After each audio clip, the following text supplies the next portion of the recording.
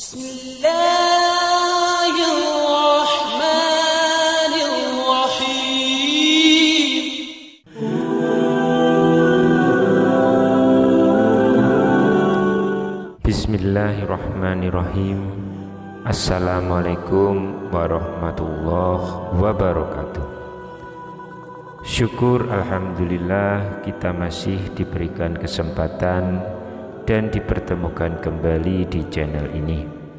Semoga perjumpaan kita ini akan dicatat sebagai amal ibadah dan diberkahi oleh Allah Subhanahu wa ta'ala. Sholawat dan salam semoga tercurah kepada Rasulullah Sallallahu Alaihi Wasallam, juga kepada keluarga, sahabat, serta orang-orang yang mengikuti beliau hingga hari kiamat. Allahumma sholli ala Sayyidina Muhammad wa ala ali Sayyidina Muhammad.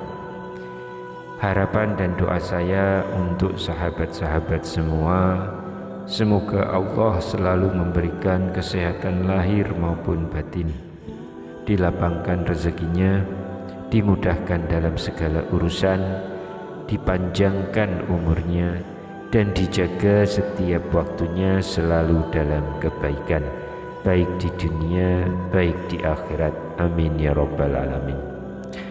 Sahabat beriman yang dirahmati Allah, kadangkala sebagai manusia ketika memiliki kemauan, maka kita akan memohon kepada Allah dengan berdoa. Namun kadang dalam hati kecil kita seringkali kita menunggu-nunggu kapankah doa kita dikabulkan oleh Allah. Dan ternyata ada satu cara yang bisa kita amalkan supaya doa kita insya Allah dikabulkan dengan segera oleh Allah, yaitu dengan berikhtiar supaya malaikat juga membantu mendoakan kita dan menyampaikan apa yang menjadi doa kita kepada Allah Subhanahu wa ta'ala. Karena ketika kita mendapatkan doa yang baik dari malaikat, maka itu adalah sebuah keberuntungan tersendiri bagi seorang mukmin. Kenapa beruntung? Karena tujuan dari penciptaan malaikat adalah khusus untuk beribadah kepada Allah Ta'ala. Berbeda dengan jin dan manusia yang sewaktu-waktu bisa tergelincir ke dalam kesalahan, malaikat sama sekali tidak tersentuh dosa ataupun maksiat. Karena kesuciannya itulah, apapun yang didoakan malaikat untuk seseorang niscaya akan dijawab oleh Allah Subhanahu wa ta'ala.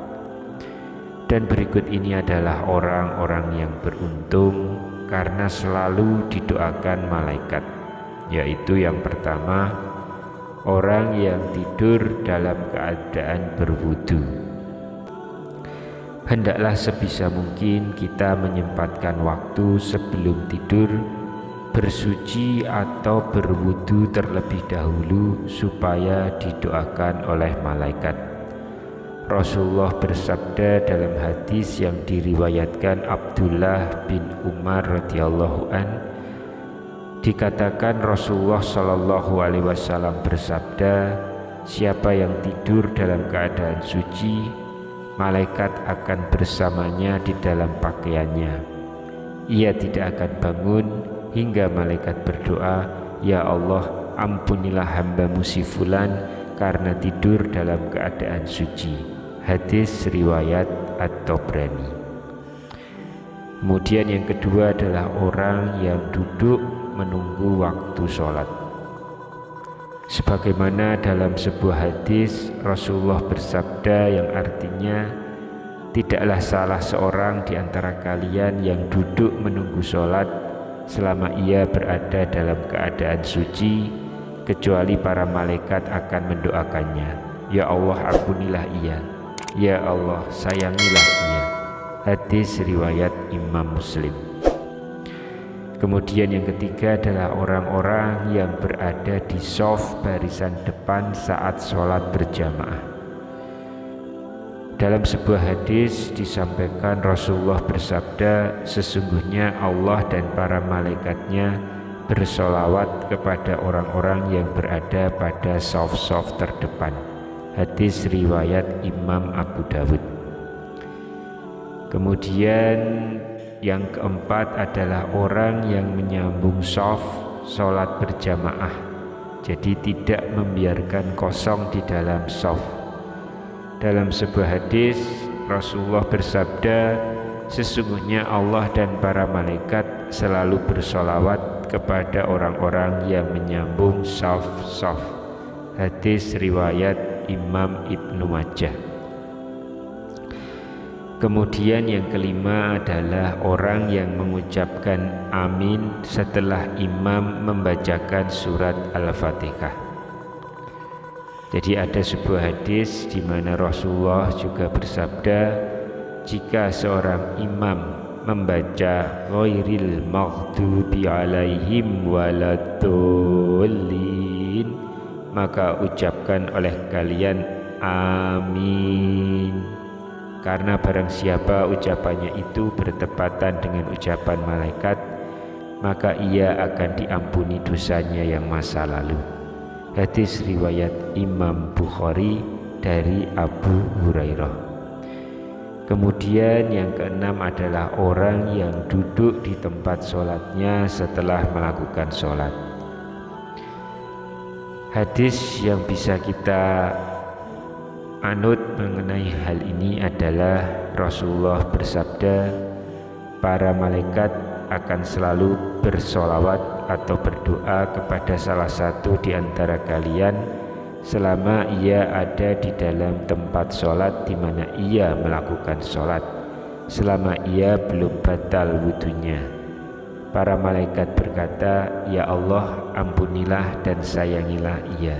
Hadis riwayat Imam Ahmad. Yang ketujuh adalah orang-orang yang melakukan sholat subuh dan sholat asar secara berjamaah. Dalilnya adalah hadis Rasulullah yang berbunyi, para malaikat berkumpul pada saat sholat subuh, lalu para malaikat yang menyertai hamba pada malam hari yang sudah bertugas malam hari hingga subuh naik ke langit, dan malaikat pada siang hari tetap tinggal. Kemudian mereka berkumpul lagi pada waktu sholat asar, dan malaikat yang ditugaskan pada siang hari hingga sholat asar naik ke langit, sedangkan malaikat yang bertugas pada malam hari tetap tinggal. Lalu Allah bertanya kepada mereka, bagaimana kalian meninggalkan hambaku? Mereka menjawab, kami datang sedangkan mereka sedang melakukan sholat, dan kami tinggalkan mereka sedangkan mereka sedang melakukan sholat, maka ampunilah mereka pada hari kiamat. Hadis riwayat Imam Ahmad. Kemudian yang kedelapan adalah orang yang mendoakan saudaranya tanpa sepengetahuan orang yang didoakan. Sebagaimana dalam sebuah hadis bahwa doa seorang muslim untuk saudaranya yang dilakukan tanpa sepengetahuan orang yang didoakannya adalah doa yang akan dikabulkan. Pada kepalanya ada seorang malaikat yang menjadi wakil baginya. Setiap kali dia berdoa untuk saudaranya dengan sebuah kebaikan, maka malaikat tersebut berkata amin, dan engkau pun mendapatkan apa yang ia dapatkan. Hadis riwayat Imam Muslim. Yang kesembilan adalah orang-orang yang berinfak. Sebagaimana dalam satu hadis, tidak satu hari pun di mana pagi harinya seorang hamba ada padanya kecuali dua malaikat turun kepadanya. Salah satu di antara keduanya berkata, ya Allah, berikanlah ganti bagi orang-orang yang berinfak. Dan lainnya berkata, ya Allah, hancurkanlah harta orang yang pelit atau bakhil. Hadis riwayat Imam Bukhari dan Imam Muslim. Yang ke-10 adalah orang yang sedang makan sahur. Sebagaimana dalam sebuah hadis, sesungguhnya Allah dan para malaikatnya bersolawat atau berdoa kepada orang-orang yang sedang makan sahur. Insya Allah termasuk di saat sahur untuk puasa sunnah. Hadis riwayat Imam Ibnu Hibban dan Imam At-Tabrani. Kemudian yang ke-11 adalah orang yang sedang menjenguk orang sakit. Tidaklah seorang mukmin menjenguk saudaranya kecuali Allah akan mengutus 70.000 malaikat untuknya yang akan bersolawat kepadanya di waktu siang kapan saja hingga sore, dan di waktu malam kapan saja hingga subuh. Hadis riwayat Imam Ahmad. Kemudian yang ke-12 adalah seseorang yang sedang mengajarkan kebaikan kepada orang lain.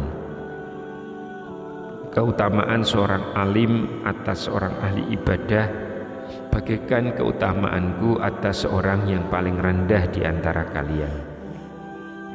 Sesungguhnya penghuni langit dan bumi, bahkan semut yang di dalam lubangnya dan bahkan ikan, semuanya bersolawat kepada orang yang mengajarkan kebaikan kepada orang lain. Hadis riwayat Imam Tirmizi. Semoga kita termasuk orang-orang yang selalu didoakan oleh para malaikat. Amin ya Rabbal Alamin. Demikian yang bisa kami sampaikan di kesempatan kali ini. Semoga kita semua bisa mengambil sebanyak mungkin manfaat dari apa yang kita bahas di pertemuan kali ini. Wallahu alam. Wassalamualaikum warahmatullahi wabarakatuh.